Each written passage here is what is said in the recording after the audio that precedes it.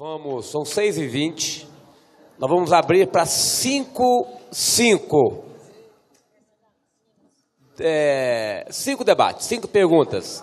Mas perguntas de 2 minutos. Se passar de 2 minutos, eu vou avisar. Tá certo? Até aqui, se quiser, são 5.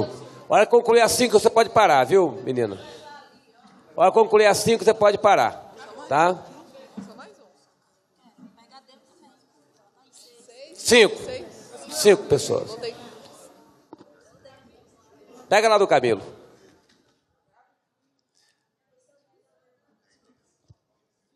Vamos lá, o primeiro inscrito.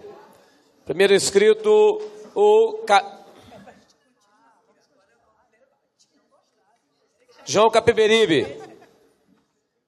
Maria de Jesus. Camilo Capiberibe. O microfone aqui para o nosso senador.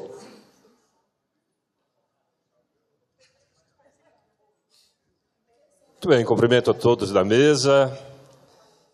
E eu queria fazer uma colocação para a mesa. Eu tenho uma preocupação que talvez, como economia criativa, estão inseridos os aplicativos. Os aplicativos, na verdade, quando você olha a quantidade de aplicativos que vem transformando radicalmente a economia do mundo, né? Aqui, por exemplo, nós temos o caso do YouTube, que os jovens já não assistem mais televisão aberta, é tudo no YouTube. O Spotify, que acabou com as gravadoras, acabou com as fábricas de sistema de som, né? O Uber, não é? O Airbnb, que está causando danos aos hotéis, que está praticamente desmontando o sistema hoteleiro mundial. Enfim, esses aplicativos todos, não é, estão nos conduzindo para uma economia sem emprego. Essa é a sensação que me dá. Não é? Uma economia sem emprego, porque o Watson, não é, que é um aplicativo da IBM, ele está desempregando 90% dos advogados americanos. Porque você pode fazer uma consulta, não é, tanto na área de medicina como na área de direito, está desempregando milhões de pessoas no mundo todo. O Spotify acabou com as gravadoras e também com as fábricas de sistema de som. Essa é uma questão que a gente tem que considerar. Uma outra, eu acho que a gente tem que associar, não é, o socialismo criativo que o Leonel está colocando com a democracia direta. Eu acho que esse ponto de encontro que nós temos que definir. Eu venho trabalhando há muitos anos em relação, em busca de aproximar o Estado do cidadão. Ou seja, o Estado brasileiro é um Estado fechadíssimo, não é? Ele vem se abrindo em função dos momentos democráticos que a gente vive ao longo da história. E, ultimamente, nós temos hoje um volume de informação fantástico, né, disponível nos portais de transparência. Mas isso não gerou uma mobilização na sociedade para poder acompanhar, não é, a execução dos orçamentos públicos. E sem orçamento não tem política pública. A política depende de orçamento. Nós, rapidamente, vou dar um exemplo aqui, para situar o que nós estamos fazendo no sentido de fazer essa aproximação entre Estado e entre os entes públicos e o cidadão. Eu peguei as nossas emendas parlamentares, minha e da deputada Janete, e passamos a organizar as comunidades beneficiadas e criamos grupos de aplicativos, grupos virtuais, grupos do WhatsApp. Nós usamos esse aplicativo que é o mais popular no Brasil. E eles passaram a acompanhar, passo a passo, a execução orçamentária, financeira e física das obras. Tem um caso específico, tá? Quem quiser aprofundar um pouco mais, vocês podem entrar no Facebook, numa página chamada De Olho na Emenda /Conjunto Embrapa, que é exatamente uma experiência de acompanhamento de começo ao fim da obra. A obra foi concluída, a comunidade reuniu, fez uma avaliação e, além da qualidade que eles acompanharam a cada passo, sobrou 10% do orçamento. Ou seja, é eficaz do ponto de vista do controle da corrupção. Se a gente associar a democracia participativa, a democracia direta, com uma economia criativa, eu acho que nós temos um grande programa para a sociedade brasileira. Era isso. Obrigado. Muito obrigado, meu senador Capiberibe. Maria de Jesus. Capita, vem. Maria de Jesus. Eu acho, Renato, no programa de governo de Eduardo, que a gente pensou o programa de governo, a gente debateu sobre o tema da economia criativa, dentro da ênfase da economia solidária. Não podemos perder esse ponto de vista. E aí, eu acho que é interessante a gente colocar alguns dados dentro dessa realidade. E 2 exemplos de economia criativa bem simples, né? A Cajuína, lá no Piauí, né? Uma economia criativa naquela localidade, cultural, e as cervejas artesanais lá no sul do país. Eu acho que é uma coisa muito interessante. Mas aí tem alguns dados que o setor responde hoje, de economia criativa, lá em São Paulo, 5,1%, né, dessa economia criativa. O PIB do setor lá, 3,75%. Então, esses dados é importante para que a gente possa entender que a economia criativa ela tem que ser uma política de Estado. Então, isso é importante para que não vire um programa de governo. Tem que ser uma política de Estado. E no país, hoje, atualmente, esses dados bem recentes, 12,6%, né, da economia criativa. E a economia criativa ela cresce 69% há 10 anos. Ela vem crescendo. Então, é importante. E aí, Renato, dentro da discussão de formação e educação, e aí, num dos nossas rodas de diálogos, onde a gente discutia lá atrás, no planejamento estratégico da Fundação, nós, o segmento organizado, nós cobrava da própria Fundação, para que a gente tivesse mais debates sobre isso, inclusive oportunidade de pós-graduação dentro desse tema. Porque, assim, nós temos militante que tem já a graduação. Atualmente, eu sou gestora em gestão cooperativa de crédito, essa é a minha formação acadêmica, e hoje eu tenho uma pós-graduação pagada do bolso, dividida em sei lá quantas vezes, em gestão e inovação. Então, assim, nós temos quadros, né, e há um desafio da própria Fundação investir nos quadros, né, e eu não conheço outro meio a não ser a educação. Obrigada. Obrigado, Jesus. Camilo Capiberibe, Ed Wilson. Seu crachá está aqui, viu, Jesus? Ed Wilson. Maria Aparecida Madureira. Vamos lá, Camilo. Boa noite. Eu queria cumprimentar a Cláudia, cumprimentar Domingos Leonelli pela exposição. Gostei muito da definição do socialismo criativo. Achei que é bem mais amplo até do que eu imaginava antes de ver sua exposição. Achei realmente algo muito grande. Queria dizer que lá o Sambódromo de Macapá foi construído na gestão do senador João Alberto Capiberibe. Porque lá no Amapá nós estamos na fronteira com a Guiana Francesa, que na verdade é um departamento francês, está a 600 quilômetros. E o nosso carnaval sempre foi muito prestigiado pelos nossos vizinhos franceses lá da Guiana e também do estado do Pará.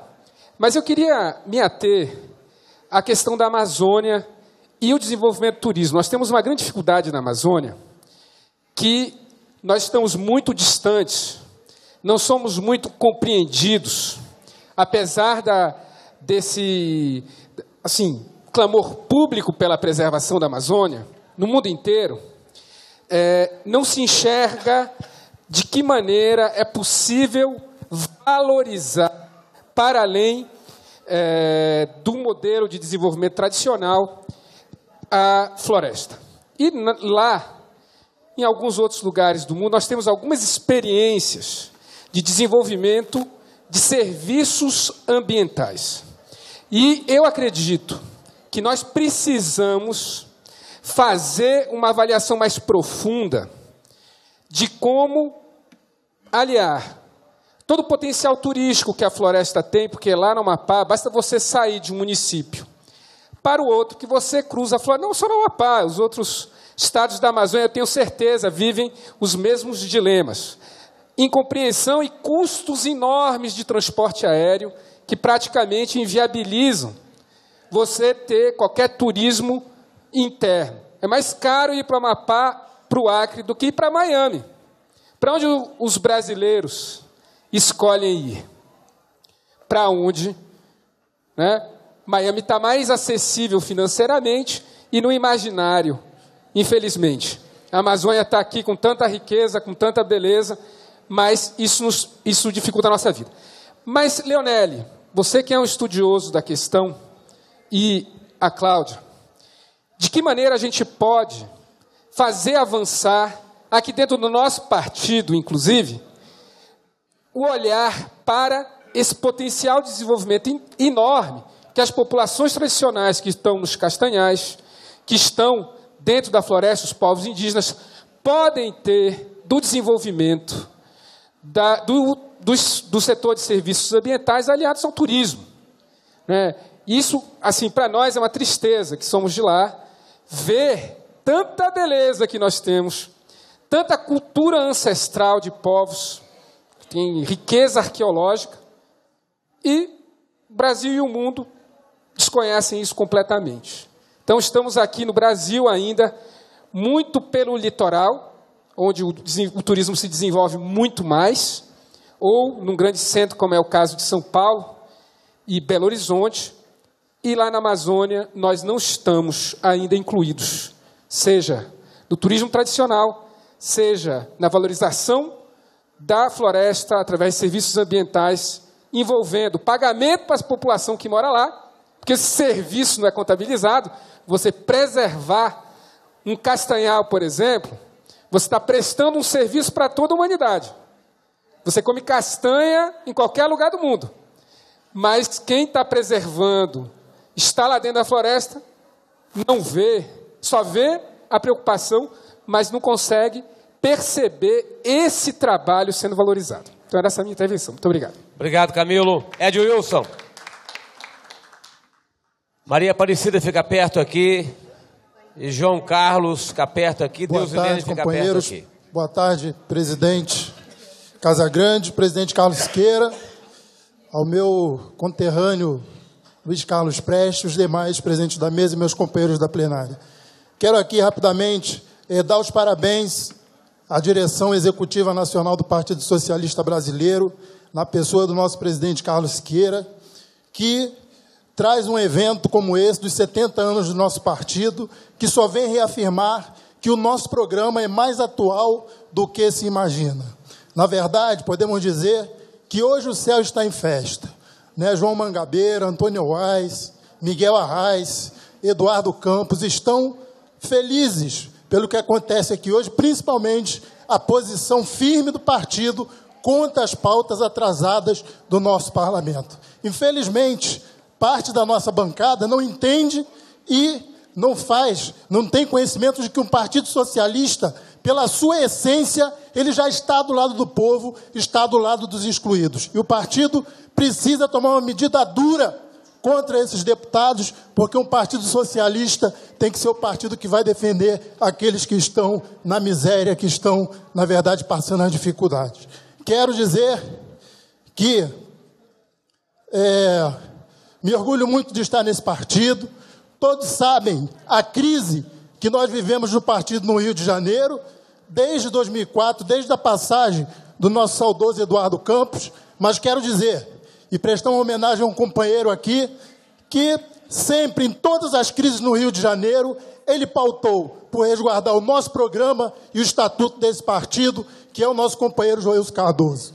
Que, inclusive, viemos para esse encontro com uma crise no Rio de Janeiro, e ele ontem conseguiu, junto com o presidente Hugo Leal, buscar uma solução para o partido no Rio de Janeiro. Para nós, é uma honra muito grande pertencer a esse partido, o companheiro Joilson Cardoso, que está há anos nesse partido, e eu também, que já estou há alguns anos nesse partido, queremos dizer que vamos reafirmar o nosso programa e o nosso estatuto. Encerro fazendo uma pergunta rápida ao nosso companheiro Luiz Carlos Prestes, filho, no qual eu tive a satisfação, no final da vida do Luiz Carlos Prestes, participar com ele de uma palestra numa escola no Rio de Janeiro.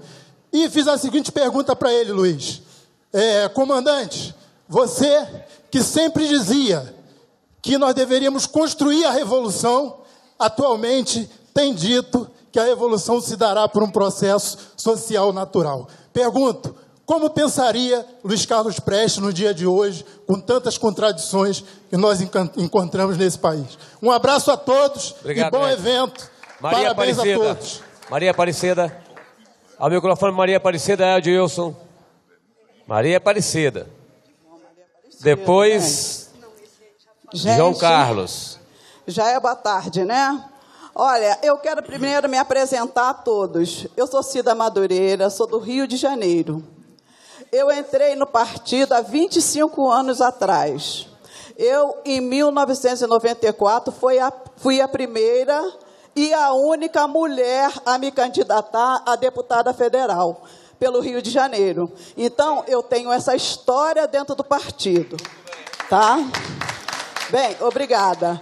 Só o que eu quero ressaltar nessa história, nessa façanha, é que há 25 anos atrás, ninguém falava no negro, no pobre, certo? E o PSB teve essa visão, o PSB do Rio teve essa visão de me lançar e acreditar naquela história que aquela mulher poderia fazer no futuro. Então, o PSB é esse partido que nós temos. Quero parabenizar o presidente e toda a mesa. Nós sabemos que na nossa casa, quando nós fazemos um cafezinho, recebemos alguém, dá muito trabalho. Vocês imaginam ele realizar uma programação riquíssima como esta, e que nós saímos daqui, cada um mais enriquecido com o que aprendemos aqui. Agora, falando também do Rio de Janeiro, eu quero falar para vocês, os senhores, ontem nós vimos no vídeo a colaboração que o Rio de Janeiro tem feito a esse partido. Nós, do Rio de Janeiro, fomos os primeiros a lançar um candidato à presidência da República. Não importa que o garotinho saiu, que não saiu, mas nós fomos o primeiro. Nós, do Rio de Janeiro, elegemos a primeira governadora do Rio de Janeiro socialista, que foi Rosinha Garotinho. Nós conseguimos. E tem mais uma coisa. No governo de Rosinha Garotinho, com todos os defeitos, não tinha essa corrupção, não tinha esse roubo que eles fizeram agora. O PMDB chegou para arrasar. Bem, gente, então, o PSB tem... quando eu fui candidata, era eu no meu quadro e o nosso saudoso Jamil Haddad. Ora, quem era Jamil Haddad? Era o ministro da Saúde. Era uma representação ativa no PSB. E ali do outro lado estava a mulher negra, pobre, que nem instrução eu tinha.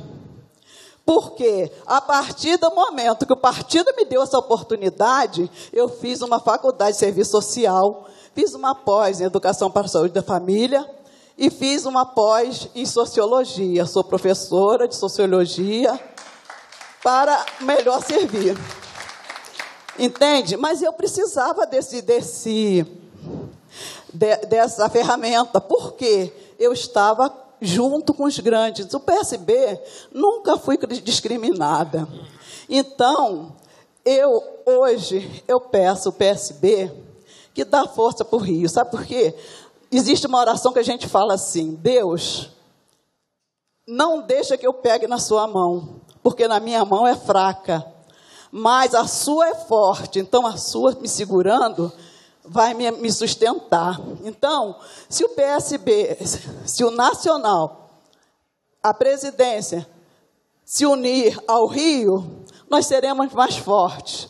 Sabe por quê? Se nós conseguirmos eleger uma mulher, a primeira mulher e única, nunca mais tivemos uma governadora mulher, nós podemos eleger quem? O Beto. Nós podemos trazer o Beto para a presidência, sabe por quê? Não é só o Rio de Janeiro, não. Aqui está todo o Estado, está todo o Brasil. Nós podemos ter, sim, um candidato à presidência nosso. Nós merecemos isso, tá? Então, em nome disso tudo que nós dessa contribuição toda que deu o Rio de Janeiro, nós queremos, pessoalmente, como mulher negra, integrante da NSB, eu quero pedir o apoio de vocês para o Rio, porque, olha bem, o bonitinho do Temer leva a polícia, ele leva o exército. Por que ele não leva a educação? Por que ele não leva a cultura? Por que não leva a saúde?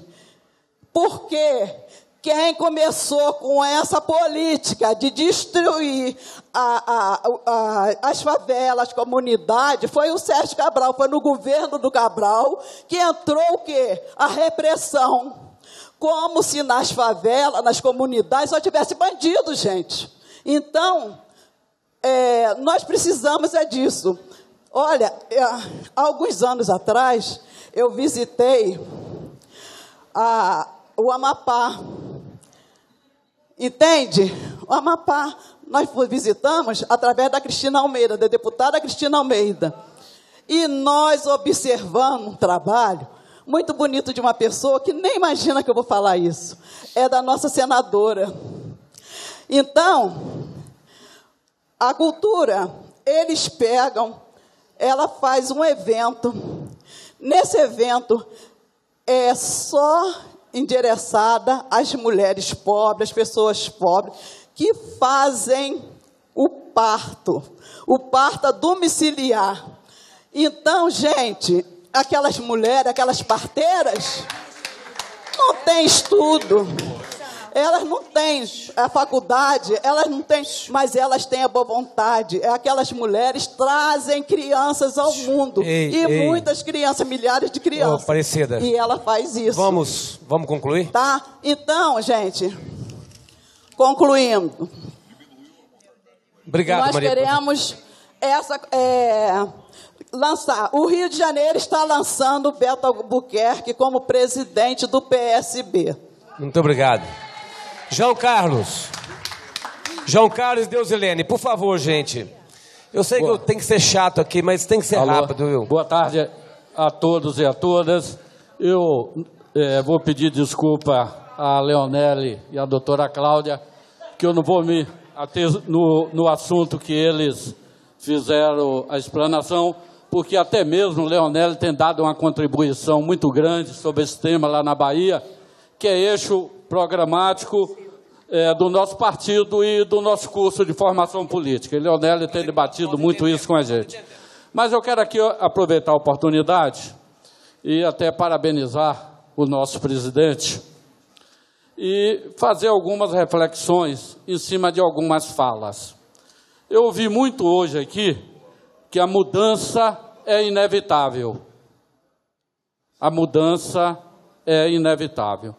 Então, o nosso partido, no momento que faz essa discussão com temas estratégicos, eu acho que está no caminho certo dessa mudança que nós precisamos construir.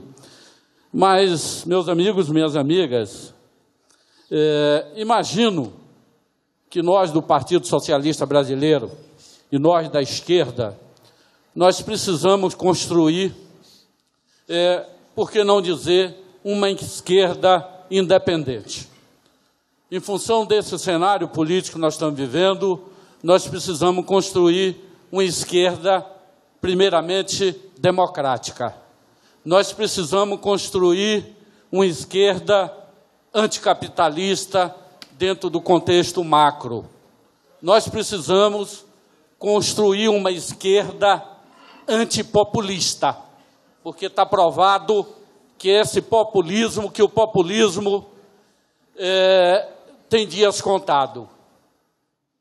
Não é um projeto a longo prazo e é um projeto, como eu digo, é um projeto iogurte, tem prazo de validade. Nós precisamos construir uma esquerda que respeite, sobretudo, o meio ambiente. E, para isso, é preciso discussão, para isso, é preciso muito debate, e é o que nós estamos fazendo aqui. Mas quero também, presidente, lhe parabenizar, e parabenizar seus pares, por fazer com que o partido retornasse ao seu eixo programático, à sua história, e isso nos traz muita alegria. Eu acho que é o momento da gente pegar o legado, desde João Mangabeira a Eduardo Campos, para tentar construir essa esquerda independente.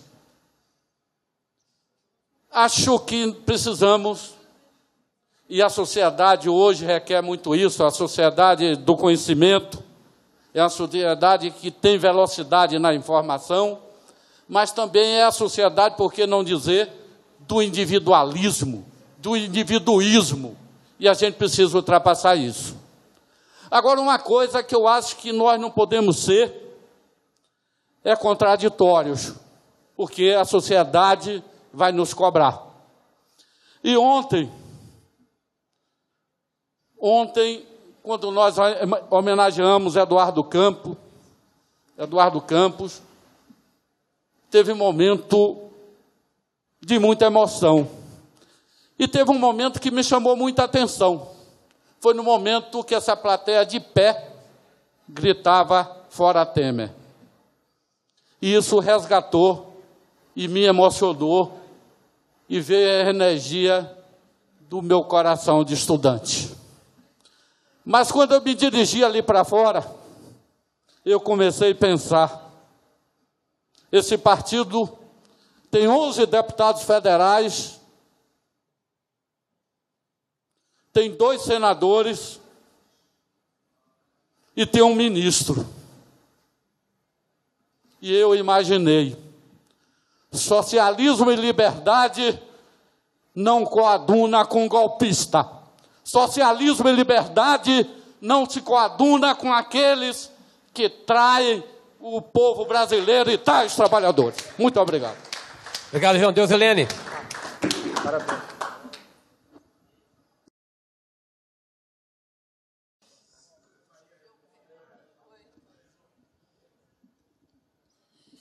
Boa noite a todos, eu acredito que já é noite. Cumprimentar a doutora Cláudia pela palestra, cumprimentar o ex-deputado Leonel e ao Luiz Carlos Prestes Filho. Eu, presidente Carlos Siqueira, muito feliz de ter participado de todos os debates, mas precisamente dessa mesa, porque ela traz respostas, ela traz soluções. E aqui, presidente da Fundação João Mangabeira, o Renato Casagrande, ontem você, na sua fala, você falou sobre a questão da inteligência artificial. O que a gente poderia, então, estar fazendo, porque está chegando a inteligência artificial, a economia criativa dá respostas para isso aí. E uma coisa interessante é que a gente tem setores dentro do país trabalhando com a economia criativa de forma muito tímida. Mas se o PSB sugere um programa diferenciado nessa linha da economia criativa, da economia da experiência, eu acredito que vai ser o grande diferencial. Nós temos hoje o SEBRAE. Eu faço parte da equipe de consultores que trabalha com desenvolvimento setorial, que trabalha o turismo, a cultura. E é exatamente trabalhos muito tímidos. Aí eu tenho uma pergunta a fazer para o Luiz Carlos Prestes. Ele, de forma muito prática, ele disse do carnaval, que eu concordo, mas a gente teria centenas de mapeamentos de histórias, de saberes e de experiências que poderíamos estar fazendo. Eu queria fazer uma pergunta para você sobre o turismo religioso brasileiro, que nós temos 3 grandes festas. Nós temos a maior romaria do mundo, que está no Círio de Nazaré, em Belém. A gente tem a Aparecida e tem a festa do Divino Pai Eterno em Goiás. Hoje já com visitas de turistas do mundo inteiro. Então, eu queria fazer uma pergunta: o que você vê sobre essa questão do turismo e muitas outras que a gente poderia estar citando? Essa é a minha pergunta. Obrigada. Obrigado, Deusilene. Então, agora vamos ouvir Cláudia por 2 minutos, Leonel por 2 minutos e Luiz Carlos por 2 minutos. 2 minutos.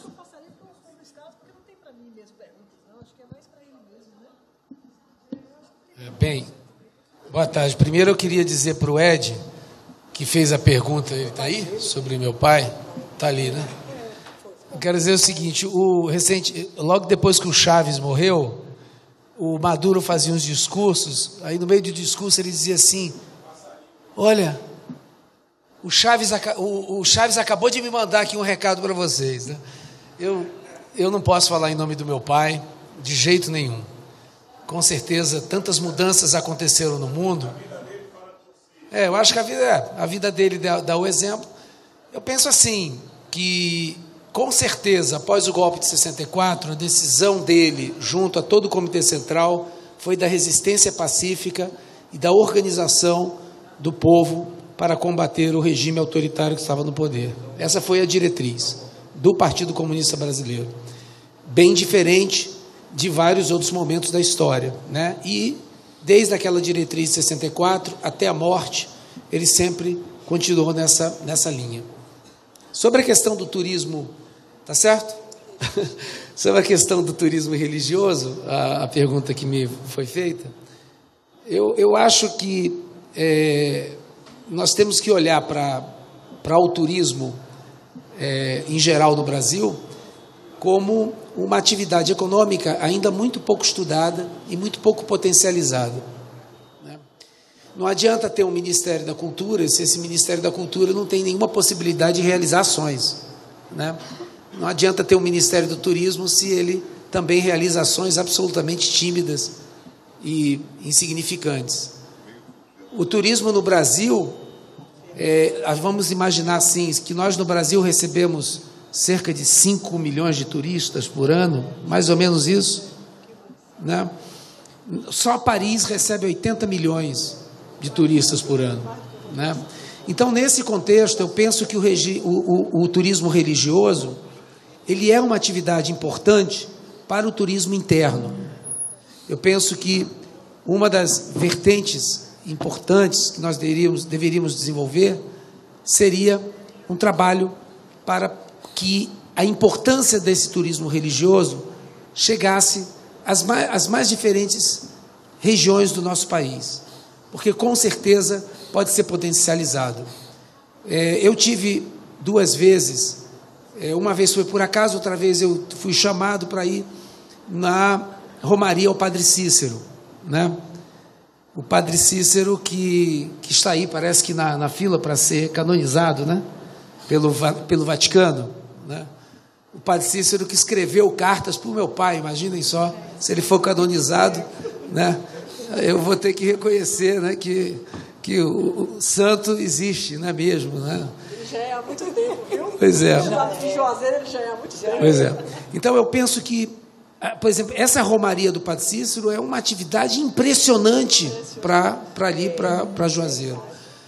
Eu penso que seria interessante, não sei se você já teve acesso, a uma pesquisa sobre a economia do turismo realizada pela Fundação Getúlio Vargas. Eu penso que foi há 6 anos atrás. Valeria a pena pesquisar a Fundação Getúlio Vargas, e ali eles dão dados muito preciosos e demonstram que, com certeza, a religiosidade do nosso povo, independente da matriz religiosa, seja o candomblé, a umbanda, a religião católica, o evangélico, todas essas matrizes, as mais diferentes, têm um potencial muito grande. Tá bom? Muito obrigado. Obrigado, Luiz Carlos. Leonelli. O microfone aí. Olha, com 1 minuto não vou poder responder a todos. 2. Obrigado. Mas 2 é melhor, né, presidente? Eu quero me associar a todos os companheiros nos parabéns à Executiva Nacional do Partido, à Fundação João Mangabeira, por essas iniciativas que eu acho que vão se multiplicar e vão permanecer não só em grandes eventos, como estava com o Paulo aqui, mas com reuniões de trabalho mesmo. Eu acho que é muito importante a gente continuar isso. Muito bom mesmo. Parabéns pelo grande ato que nós realizamos aqui, que quando eu entrei estava cantando Internacional, realmente foi uma emoção muito grande. Comunistas, velhos comunistas se emocionam. Em russo. Ele cantou ali, o Luiz Carlos cantou em russo ainda por cima. Acho que a colocação que o Capi fez é perfeita, quer dizer, essa é a nossa concepção do que seria o socialismo criativo mesmo, Capi. A gente adaptar a democracia para a modernidade e a modernidade para a democracia. Usar a tecnologia para incluir socialmente e para democratizar a participação. Isso é que nós precisamos fazer, inclusive, no nosso partido. Quanto mais... Nós já temos hoje uma plataforma digital que nos possibilita a participação de militantes em decisões, não apenas em consulta, mas como em decisões mesmo.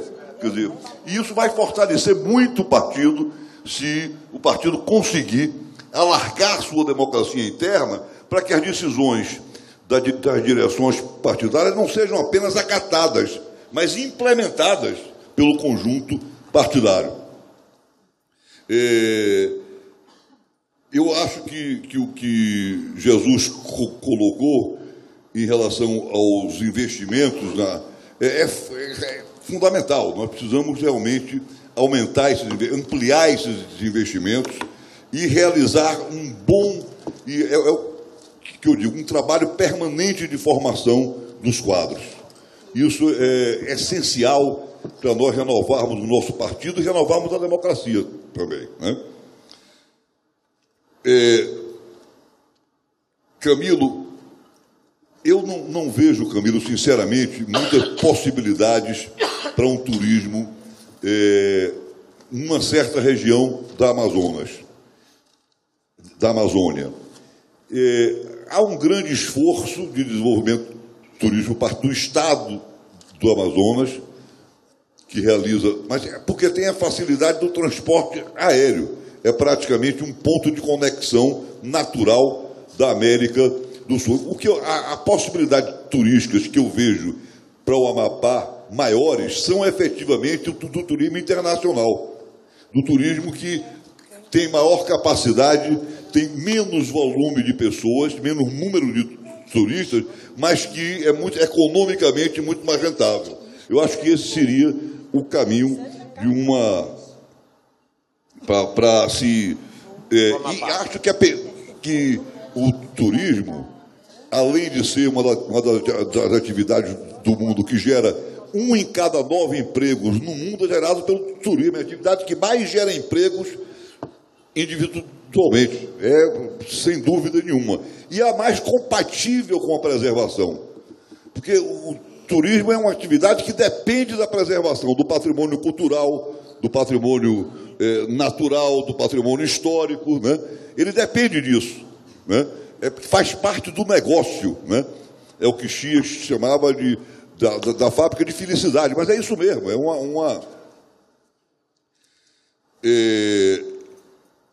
João Carlos, eu não creio eu creio que essa esquerda independente já está constituída no Brasil. Resta a nós participar dela e articulá-la. Eu acho que nós já temos hoje um grupo de partidos que não são mais... O PT já não tem um monopólio da esquerda. Isso é muito importante. O PSOL, a Rede, enfim, o PV, o PPS, de alguma forma. E o PSB, eu acho que pode ser o catalisador dessa frente, desse conjunto de partidos, que é o que tem mais possibilidade de fazê-lo. É o que eu creio, né? E quanto a que Deusilene colocou, com relação ao turismo religioso, o turismo religioso é um dos mais promissores do mundo. Para você ter ideia, Deusilene, na Bahia, há uma movimentação turística de 5 milhões de pessoas que vêm de fora da Bahia. Mas somente numa cidade, num total de movimentação de 10 milhões de turistas internos e externos. 5 milhões de baianos circulando e 5 milhões que vêm de fora. Mas desses 10 milhões, 2 milhões de turistas vão a Bom Jesus da Lapa. Agora, é um turismo que carece de adensamento da sua cadeia produtiva, porque ele rende muito pouco, ele é muito pobre e ele praticamente importa todos os insumos com que se realiza. o que seria necessário é usar o turismo para adensar a cadeia produtiva, não só do turismo religioso, como de outras espécies, mas fundamentalmente do turismo religioso. O problema do turismo religioso é esse, é que ele acontece em determinadas regiões, mas só a Aparecida do Norte é que conseguiu conjugar um pouco a produção associada ao turismo, essa cadeia produtiva do turismo religioso, criando milhares e milhares de empregos. Agora, eu queria dizer para vocês que a imagem de Nossa Senhora Aparecida é chinesa, não é brasileira. Esse é o problema, esse é exatamente o problema. Obrigado, Leonel. Você quer despedir, Cláudia? Quer despedir? Quer despedir? Bom, que tarde adorável, eu queria agradecer, é uma honra estar aqui. Acho que todas as falas são complementares. Depois você vai me dizer, Luiz Carlos, qual é essa nossa diferença, que eu não vejo. Acho que nós estamos do mesmo lado. Acho que tem um pessoal de São Paulo, que esse sim, eu sou bem claramente distinta, e eu acho que nós dois, nós somos assim, Atenas e Corinto, porque do outro lado tem Esparta. E a visão, me perdoe, que não sei, nada contra os paulistanos, mas há uma visão aí sobre a qual nós não queremos, porque nós estamos falando de uma economia da inclusão.